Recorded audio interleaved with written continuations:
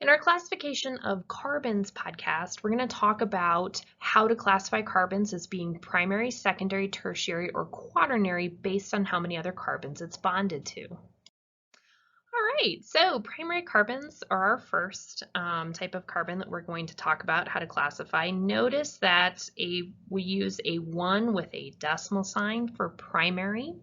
And in a primary carbon, you have a carbon bonded to one other carbon atom or no other carbon atoms.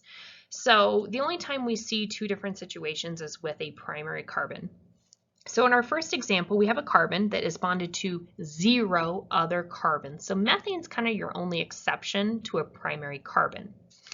If we were to classify this carbon, notice it is bonded to one other carbon atom, and then the rest of what it's bonded to are hydrogens. So because it's bonded to one other carbon, we would classify this carbon, and you do it by carbons. You don't necessarily, yellow doesn't show up. You would classify it by carbons, not by anything else. We would consider this a primary carbon. You could also classify this carbon as well, but for this example, we're not going to do that.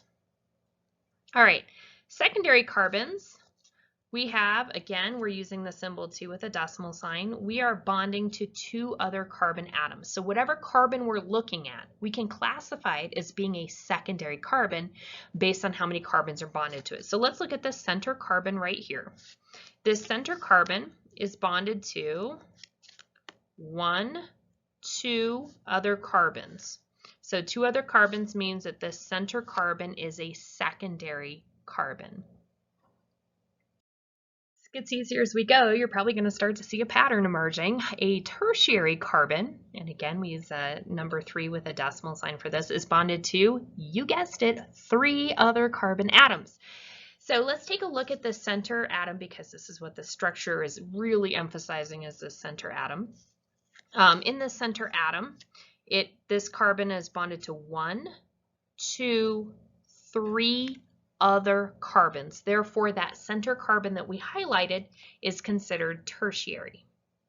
The last classification we have, because we're going to run out of bonds because we cannot overfill our octet, 8 is the maximum shared electrons, is a quaternary bond. We use a 4 with a degree sign. And in a quaternary carbon, your carbon is bonded to 4 other carbons. It's very systematic. So here we're highlighting that center carbon because that's the carbon I'm asking you about. And that center carbon is bonded to 1, 2, 3, 4 other carbons.